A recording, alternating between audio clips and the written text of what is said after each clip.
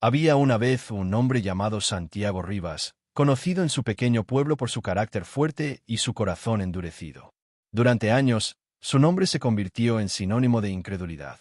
No creía en milagros, no creía en la oración, y mucho menos en Jesús.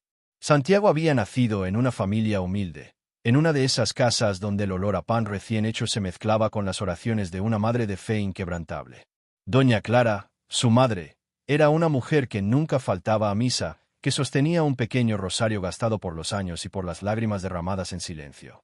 De niño, Santiago la veía arrodillarse cada noche, pidiendo por la protección de su familia. Pero los golpes de la vida lo fueron transformando. Primero vino la pérdida de su padre, luego la enfermedad de su hermana menor, que se llevó la paz del hogar. Santiago tenía apenas 17 años cuando, lleno de rabia, levantó la vista al cielo y gritó: «Si tú existes, Dios, ¿por qué no hiciste nada? ¿Por qué dejaste que ella muriera?». Aquel día, algo se rompió dentro de él. La fe que su madre había intentado sembrar se apagó como una vela en medio del viento. Desde entonces, juró no volver a pisar una iglesia. Pasaron los años, y el joven que un día lloró frente a un ataúd se convirtió en un hombre frío, irónico y arrogante. Le gustaba burlarse de los creyentes, reírse de los milagros y decir con orgullo que la Biblia era solo un libro viejo lleno de cuentos. Pero en el fondo, detrás de aquella dureza, había un alma que seguía buscando respuestas, un corazón cansado de odiar. Sin embargo, el destino, o mejor dicho, la misericordia de Jesús, tenía preparado para él un encuentro que cambiaría su historia para siempre. Una mañana de domingo, bajo un sol ardiente, Santiago decidió hacer algo impensable. A la vista de todos, frente a la iglesia de San Miguel, el lugar donde su madre aún iba a orar cada día, Santiago llegó con una camioneta cargada de cajas. Los vecinos, curiosos, comenzaron a salir de sus casas. Algunos pensaron que iba a donar alimentos, otros que traía ayuda para la parroquia. Pero lo que había dentro de esas cajas no era caridad. Eran 569 Biblias. Con una calma inquietante, Santiago comenzó a apilarlas frente a las puertas de la iglesia. Su madre, que acababa de salir de misa, lo miró desde lejos con el corazón encogido. Sabía que algo no estaba bien. Entonces él gritó, con voz firme y mirada desafiante: «Hoy demostraré que Dios no existe. Hoy se acaba la mentira más grande de la humanidad». Un murmullo de horror recorrió la multitud. Nadie podía creer lo que estaba a punto de suceder. Algunos intentaron detenerlo, otros comenzaron a rezar. Pero Santiago no escuchaba. Sacó de su bolsillo un encendedor, lo encendió con un chasquido, sin titubear, lo arrojó sobre los libros sagrados. El fuego comenzó a subir lentamente, devorando las páginas que contenían las palabras de vida. El humo cubrió el cielo y el olor a papel quemado se mezcló con los sollozos de los fieles. Doña Clara cayó de rodillas, llorando, y levantó su rosario al cielo diciendo entre lágrimas: «Señor Jesús, no lo castigues, ten piedad de mi hijo». Pero Santiago, endurecido, solo sonrió. Miraba las llamas reflejadas en sus ojos y sentía una extraña mezcla de satisfacción y vacío. Pensó que había ganado, que había probado su punto, que Dios, si realmente existía, no haría nada. Sin embargo, mientras las llamas consumían la última de las 569 Biblias, una brisa suave comenzó a soplar. Nadie supo explicarlo, pero en medio del humo, una de las Biblias no se quemó.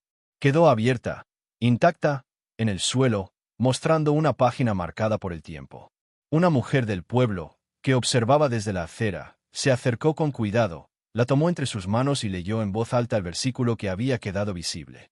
En el libro de Mateo, capítulo 24, versículo 35. «El cielo y la tierra pasarán, pero mis palabras no pasarán». Un silencio profundo envolvió a todos. Incluso Santiago se quedó inmóvil, sin saber qué decir.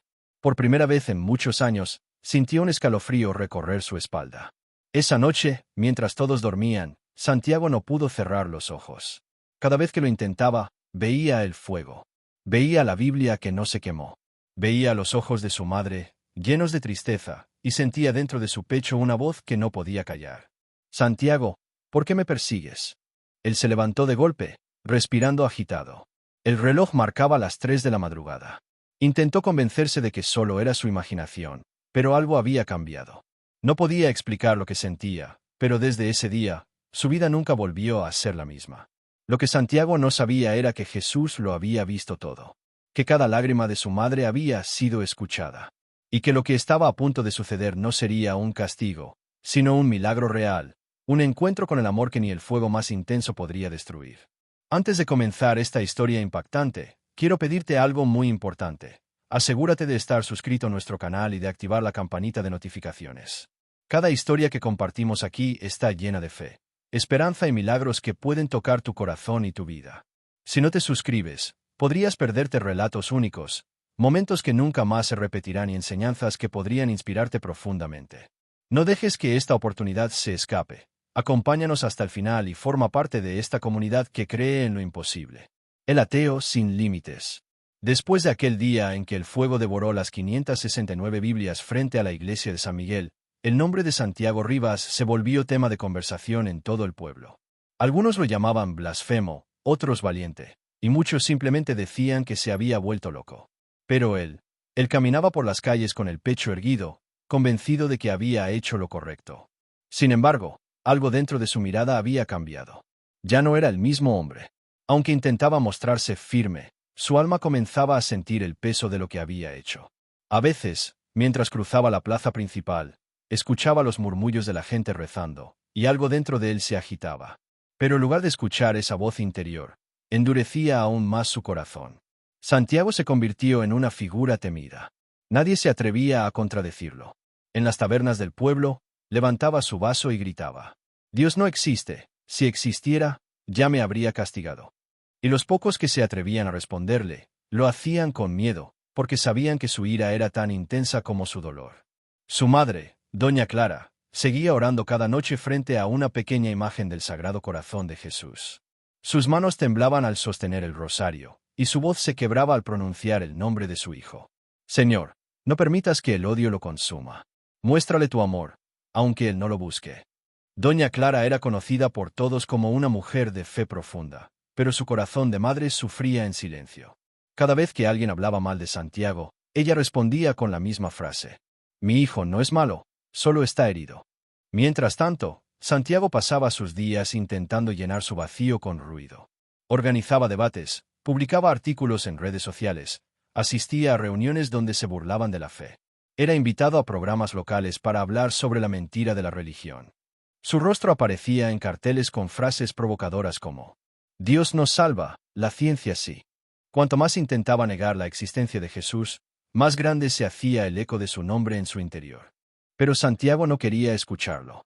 No quería recordar las noches de su infancia cuando su madre lo arropaba y le decía: «Jesús nunca te abandonará, hijo mío».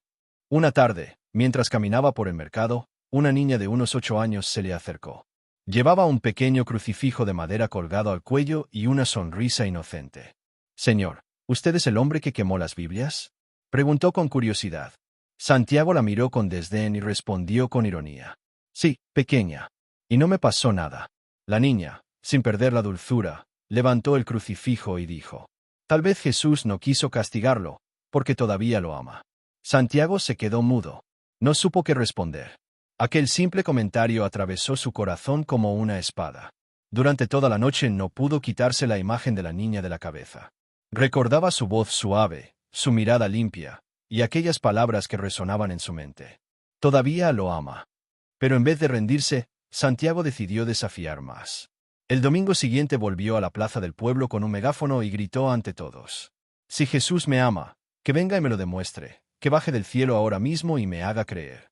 El eco de su voz se mezcló con el sonido de las campanas de la iglesia que llamaban a misa. Algunos ancianos se persignaron, otros bajaron la mirada. Doña Clara estaba allí, entre la multitud, con lágrimas cayendo por su rostro. No podía creer que su propio hijo estuviera desafiando al cielo de esa manera. Apenas pudo susurrar una oración entre sollozos: «Jesús, no lo abandones ahora. Él no sabe lo que dice». Santiago, sin embargo, parecía alimentarse de la reacción de la gente. Le gustaba ver el miedo en los ojos de los creyentes, como si eso confirmara su poder. Pero al llegar la noche, cuando las luces se apagaban y el silencio llenaba su casa, algo en su interior comenzaba a quebrarse. Había un rincón en su hogar donde aún quedaba un recuerdo de su pasado. Una vieja Biblia, la única que había pertenecido a su padre. Durante años, la había guardado en una caja sin atreverse a tocarla. Esa noche, sin entender por qué, la buscó. Al abrirla, vio una dedicatoria escrita por su padre. Para mi hijo Santiago, que crezca siempre bajo la luz de Dios. Sus manos comenzaron a temblar. Cerró el libro de golpe, furioso, y lo lanzó contra la pared. Pero al caer al suelo, la Biblia se abrió justo en una página marcada por una mancha de cera antigua. Santiago, sin querer, leyó unas palabras que parecían hablarle directamente al corazón. Era del libro de Isaías, capítulo 1, versículo 18. Aunque tus pecados sean como la grana, serán emblanquecidos como la nieve. Sintió un nudo en la garganta. Su respiración se aceleró. Por un momento pensó en su madre, en las oraciones que escuchaba de niño, en las canciones que ella cantaba mientras cocinaba. Pero rápidamente se sacudió el pensamiento y gritó: «No, nada de esto es real». Y entonces, el viento que entraba por la ventana hizo que la llama de una vela cercana se moviera. Esa pequeña luz proyectó en la pared una sombra, la silueta de una cruz. Santiago quedó inmóvil. Por unos segundos, todo su cuerpo se estremeció. Trató de apagar la vela, pero la llama se mantuvo firme, como si una fuerza invisible la protegiera. Esa noche no pudo dormir. Caminaba de un lado a otro, repitiendo para sí: «No fue nada, solo una coincidencia». Pero su alma sabía que algo estaba comenzando a despertarse. Doña Clara, desde su habitación, se arrodilló y dijo en voz baja: «Señor, gracias, sé que has comenzado tu obra». Y así, mientras el mundo dormía, el corazón del ateo más endurecido del pueblo comenzaba a temblar. No lo sabía aún, pero estaba a punto de vivir los días más extraños y transformadores de su vida. El fuego que una vez encendió contra las palabras de Dios, pronto sería el mismo fuego que ardería dentro de su alma. Un fuego que no destruye, sino que purifica. Queremos saber de ti. ¿En qué parte de tu vida sientes que Jesús necesita entrar con un milagro? Déjanos un comentario y comparte tu corazón. Tal vez estás enfrentando dificultades en tu familia, problemas de salud, o luchando con la soledad. No importa cuál sea tu situación, queremos leer tu historia y orar contigo. Cuéntanos, ¿dónde sientes que Jesús está llamado a actuar en tu vida? El acto de rebeldía. Los días pasaban, pero en el alma de Santiago Rivas la tormenta seguía creciendo. Aquel hombre, que se jactaba de no temerle a nada, comenzaba a sentir una inquietud que no podía explicar. Las noches eran más largas, los silencios más pesados, y los sueños, cada vez más perturbadores. En uno de ellos, veía un fuego que no podía apagar, y una voz que le decía desde lejos: «Santiago, ¿por qué me persigues?». Despertaba sobresaltado, con el corazón acelerado y el cuerpo empapado en sudor. Intentaba convencerse de que era solo producto del estrés o de la culpa, pero en el fondo sabía que algo lo estaba llamando. Sin embargo, su orgullo seguía siendo más fuerte que su miedo. Cuanto más sentía aquella voz interior, más se rebelaba contra ella. Era como si necesitara gritar más alto que su propia conciencia para silenciar lo que su alma ya comenzaba a reconocer. Una tarde, mientras bebía en el bar del pueblo, escuchó a un grupo de hombres comentar entre risas que el sacerdote de la iglesia de San Miguel, el padre Esteban, había comenzado una campaña para repartir Biblias nuevas entre las familias del lugar. «Dicen que en una semana repartirán más de 500», comentó uno de ellos. Santiago levantó la mirada, con una sonrisa irónica. «¿500?», repitió lentamente. «Entonces será una buena oportunidad para demostrar que el fuego sigue siendo más fuerte que su Dios». Los hombres lo miraron sin entender, pero él ya tenía un plan. En su mente, la idea comenzó a tomar forma: repetir el acto, pero a una escala aún mayor. Si la primera vez había sido un escándalo local, esta vez quería que todo el país lo viera. Quería demostrar, una vez más, que Dios no responde, que Jesús no interviene. Y así, sin pensarlo dos veces, se puso en marcha. Durante toda una semana recorrió librerías, almacenes y casas abandonadas, comprando y recogiendo Biblias viejas. Algunos se las daban sin saber para qué las quería, otros se las vendían sin hacer preguntas. Hasta que reunió exactamente 569 ejemplares, el mismo número que aquel primer día. Para Santiago, ese número era un símbolo. 569, el número de mi libertad, murmuró con una risa amarga. Mientras tanto, doña Clara comenzó a notar que su hijo volvía a comportarse de manera extraña. Salía temprano, regresaba tarde y evitaba hablar con ella. Una noche, mientras preparaba la cena, se atrevió a preguntarle: «Hijo, ¿qué estás planeando?».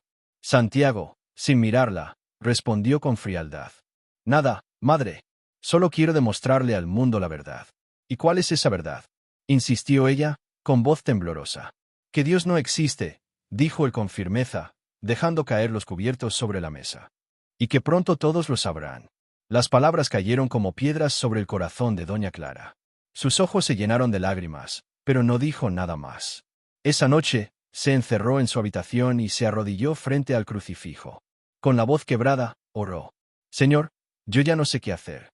He hablado, he llorado, he suplicado. Pero ahora te lo entrego a ti. Si tú no intervienes, lo perderé para siempre.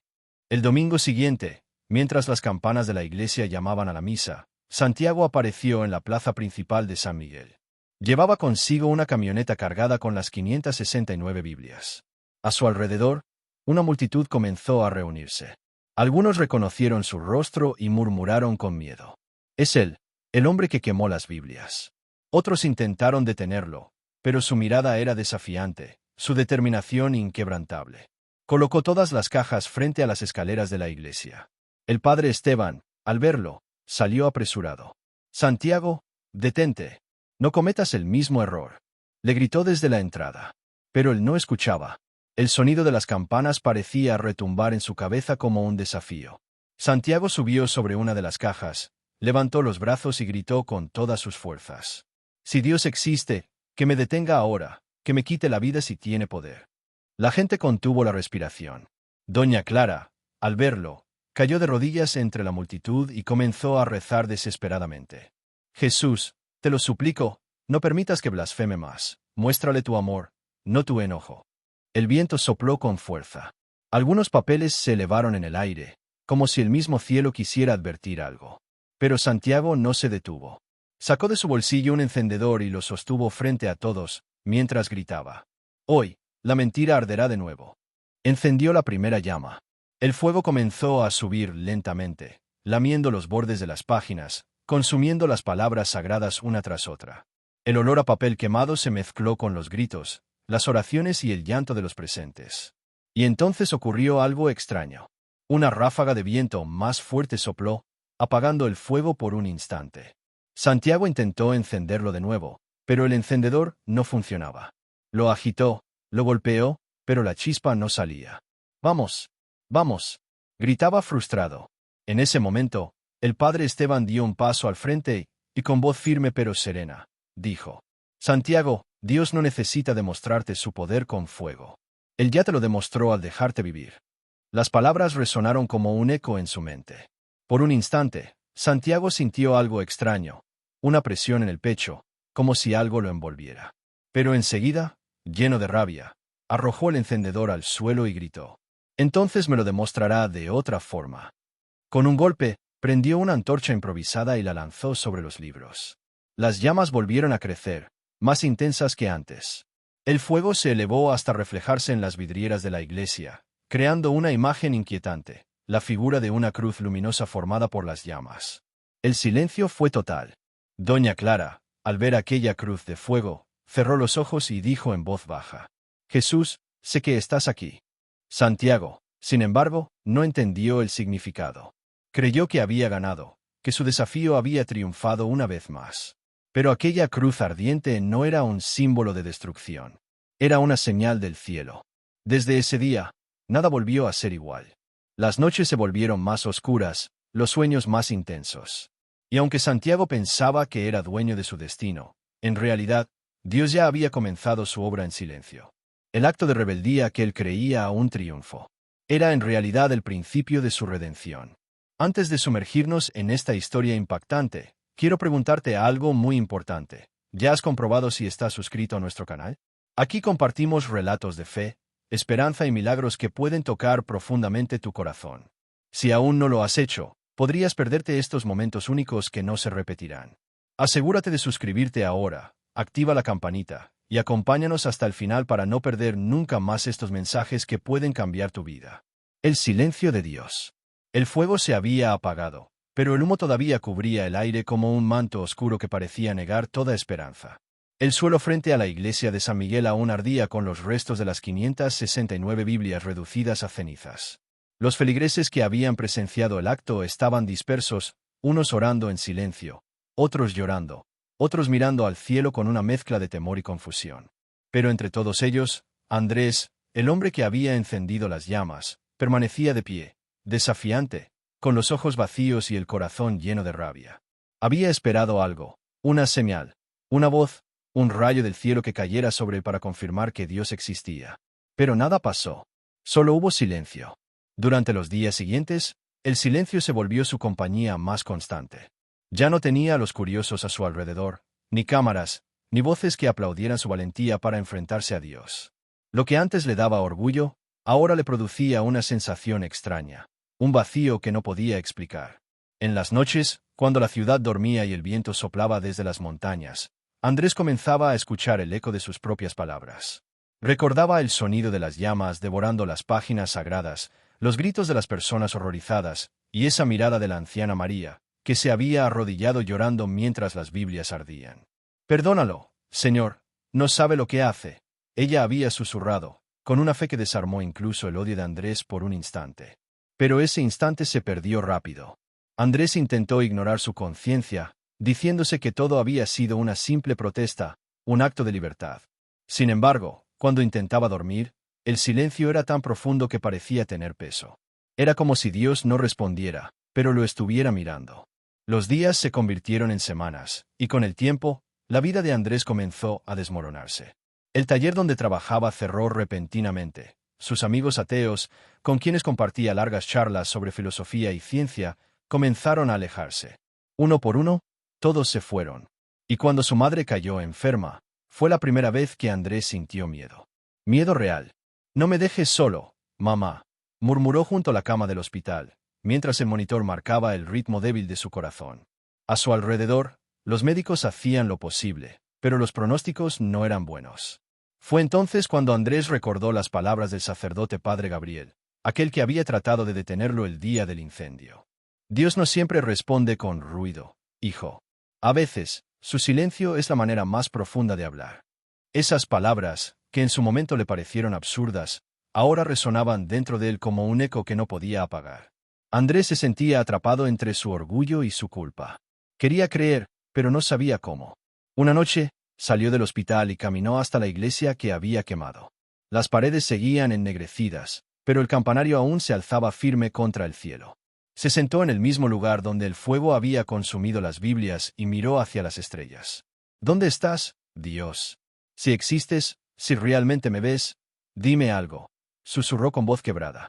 No hubo respuesta, ni viento, ni voz, ni luz. Solo el silencio. Y en medio de ese silencio, Andrés comenzó a llorar. No de rabia, sino de soledad y arrepentimiento. Era como si cada lágrima abriera una grieta en el muro de su incredulidad.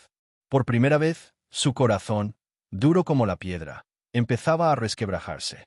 Padre Gabriel, que pasaba por allí en su ronda nocturna, vio a Andrés y se detuvo sin decir nada. Se acercó despacio, se sentó a su lado, y juntos miraron el cielo. El sacerdote no pronunció palabra, y Andrés tampoco. Solo compartieron ese silencio. Un silencio que, por primera vez, no pesaba como ausencia, sino como esperanza. Fue ahí, en ese instante donde nada se escuchaba, que algo invisible empezó a moverse en el corazón del hombre que había quemado las Biblias. El silencio de Dios no era un castigo. Era una espera llena de amor. Queremos conocerte mejor. ¿Hay algún área de tu vida donde sientas que Jesús puede hacer un cambio milagroso? Cuéntanos en los comentarios. Tal vez estás enfrentando desafíos en tu trabajo, necesitas sanación emocional, o buscas paz en tu corazón. No importa lo que sea, comparte con nosotros y juntos elevaremos una oración para que su presencia transforme tu vida. La enfermedad misteriosa. Los días continuaron su curso, y aquel silencio que tanto perturbaba a Andrés comenzó a transformarse en una sombra que lo seguía a todas partes. La salud de su madre empeoraba sin explicación aparente. Los médicos del Hospital de San Miguel no encontraban una causa clara. No había infecciones, no había fallos cardíacos, no había diagnóstico alguno. Solo decían que su cuerpo estaba apagándose lentamente. Andrés pasaba horas sentado al lado de la cama, sosteniendo la mano de su madre Elena, una mujer que había sido el pilar de su vida. Ella, a pesar de su debilidad, todavía encontraba fuerzas para mirar a su hijo con ternura. «Hijo», susurraba con voz temblorosa, «no dejes que el rencor te consuma. Dios aún te espera». Cada vez que Andrés escuchaba esas palabras, su pecho se apretaba. No sabía si era culpa, dolor o una mezcla de ambos. Se levantaba y salía del hospital con el corazón ardiendo, sin poder contener las lágrimas. ¿Cómo podía un Dios de amor permitir tanto sufrimiento? ¿Cómo podía guardar silencio mientras su madre se debilitaba más cada día? Una noche de octubre, cuando la lluvia golpeaba las ventanas del hospital y el aire olía a tierra mojada, Andrés notó algo extraño. Su madre dormía, pero su respiración era tan débil que casi no se percibía. De repente, el monitor comenzó a emitir un pitido irregular. Las enfermeras corrieron, los médicos entraron, y Andrés fue empujado hacia afuera del cuarto. Esperó en el pasillo, de pie, con el alma rota. Las luces blancas del pasillo lo cegaban, y en medio del caos escuchó la voz del padre Gabriel, que había acudido al hospital para dar consuelo a los enfermos. Andrés, dijo con suavidad, tu madre me pidió que te dijera algo si llegaba este momento. ¿Qué cosa, padre? Preguntó con los ojos llenos de lágrimas. Que si ella partía, no era el fin, sino el comienzo del plan que Dios tiene para ti. Andrés cayó de rodillas. No podía entenderlo. No quería escucharlo. ¡Basta!, gritó. Si Dios tiene un plan, que me lo muestre. Que me quite a mí, no a ella. El sacerdote lo miró con compasión, pero no respondió. Sabía que las palabras no podían sanar lo que solo la fe podía restaurar.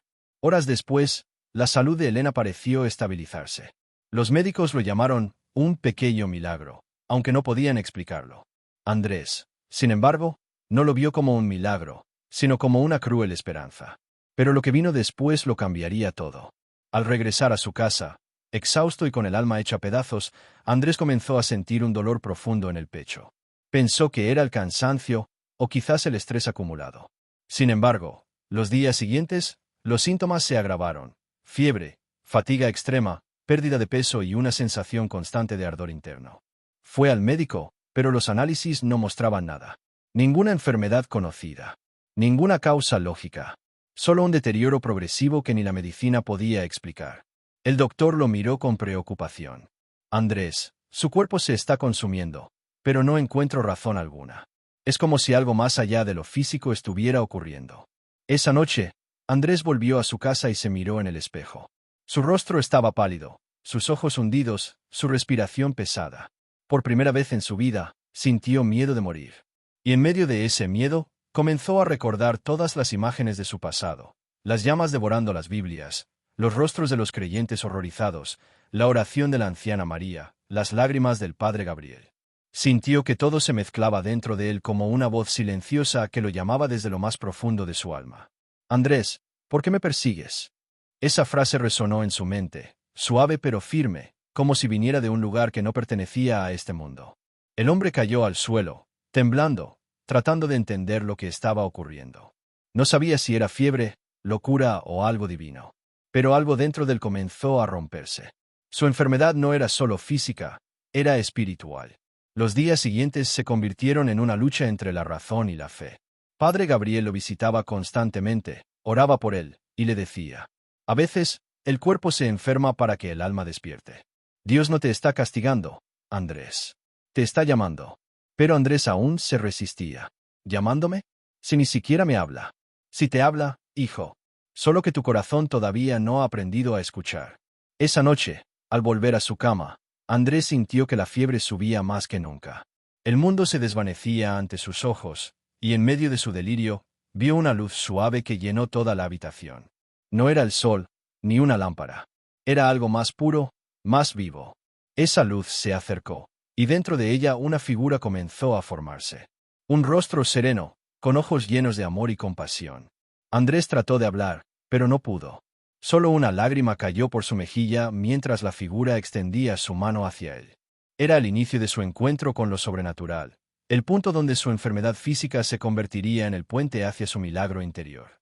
El encuentro con Jesús. La fiebre de Andrés alcanzó su punto más alto aquella noche. Su respiración era agitada, el corazón le latía con fuerza, y cada parte de su cuerpo parecía arder desde dentro. Las paredes de su habitación se difuminaban, y el tiempo comenzó a perder sentido. Entre el sueño y la conciencia, entre la vida y la muerte, algo sobrenatural empezó a suceder. La luz que había visto antes se intensificó, llenando el cuarto con un resplandor tan cálido y puro que no podía provenir de este mundo. No era una luz que cegaba, sino una que sanaba al mirarla. Andrés trató de moverse, pero su cuerpo estaba inmóvil. Y entonces, entre aquella claridad, una figura apareció caminando lentamente hacia él. Vestía una túnica blanca, y su rostro era sereno, pero irradiaba una autoridad que no necesitaba palabras. Sus ojos, profundos y llenos de ternura, lo miraban como si lo conocieran desde siempre.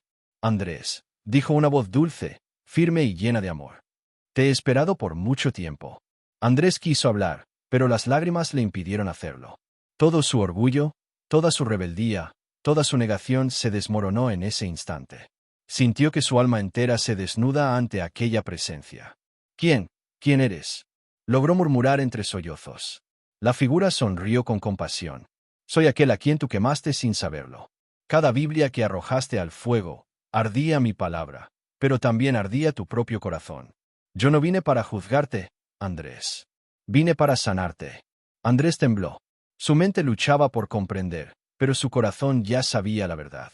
Jesús, susurró.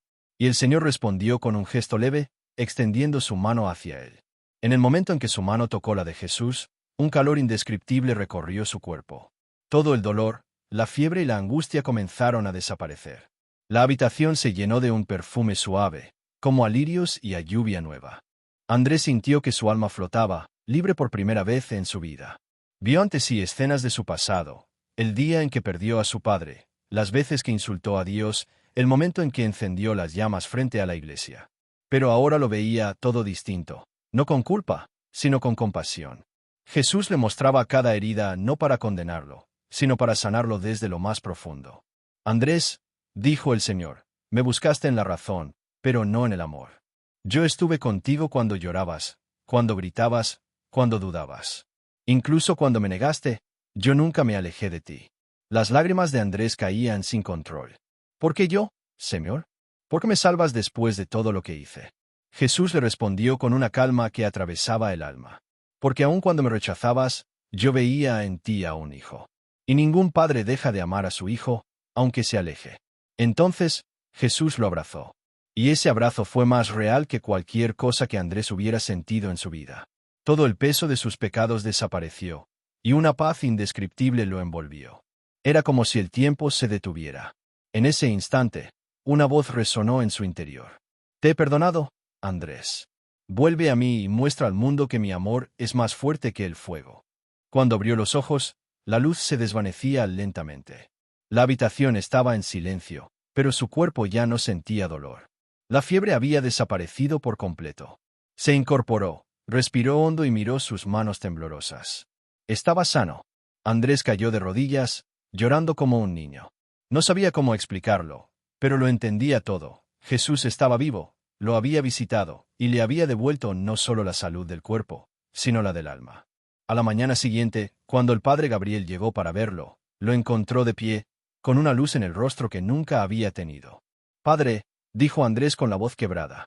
Lo vi con mis propios ojos. El sacerdote sonrió sin sorpresa. No me lo digas, hijo. Ya lo sabía. Cuando Jesús toca a alguien, su mirada lo delata. Andrés abrazó al sacerdote con fuerza y, por primera vez en muchos años, sintió que su corazón estaba en paz. La enfermedad había desaparecido, pero algo mucho mayor había nacido en él. Una fe viva, un fuego santo que jamás podría apagarse. Esa noche, volvió a la iglesia que una vez había profanado. Se arrodilló ante el altar destruido, colocó una Biblia nueva entre las ruinas y susurró. Jesús, gracias por buscarme cuando yo te negaba. Gracias por hablarme en el silencio. Y allí, entre lágrimas, nació un nuevo hombre. El milagro imposible. Los días que siguieron al encuentro con Jesús fueron un torbellino de emociones para Andrés. La fiebre había desaparecido, su cuerpo estaba fuerte nuevamente, y su espíritu, más vivo que nunca. Pero lo que más lo perturbaba era la claridad de la visión que había tenido. No solo había sido sanado físicamente, sino que había recibido un mensaje directo del cielo para ser testigo de algo extraordinario. En el pueblo de San Miguel, las noticias corrían rápido. Los habitantes seguían hablando de aquel hombre que había quemado 569 Biblias frente a la iglesia, y muchos creían que el acto era irreparable. Pero Andrés sabía que debía compartir su experiencia, aunque temía la incredulidad de la gente.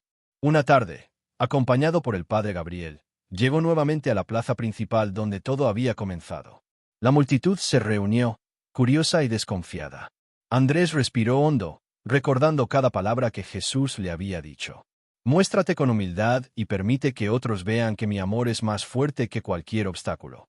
Con voz temblorosa, pero firme, comenzó a relatar todo lo que había vivido: la fiebre que lo consumía, la enfermedad misteriosa de su madre, la luz que lo rodeó, la figura de Jesús que apareció y el abrazo que cambió su vida para siempre.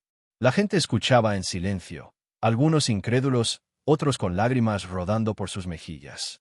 No me creerán, dijo Andrés, mirando alrededor. Pero les juro que lo que viví es real. Jesús no solo me perdonó. Él me devolvió la vida y me enseñó que ningún corazón está perdido para Él. Entonces, algo aún más sorprendente comenzó a suceder. Entre la multitud, su madre Elena, que había permanecido débil durante semanas, comenzó a levantarse lentamente. Los médicos del pueblo habían confirmado que su recuperación era improbable, casi imposible.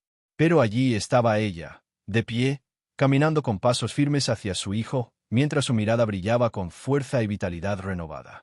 «Mamá», gritó Andrés, corriendo hacia ella. «Es un milagro». Elena lo abrazó, llorando de alegría y salud. «Gracias a Dios, hijo, gracias a Él», susurró entre lágrimas. «Nunca dejé de creer por ti».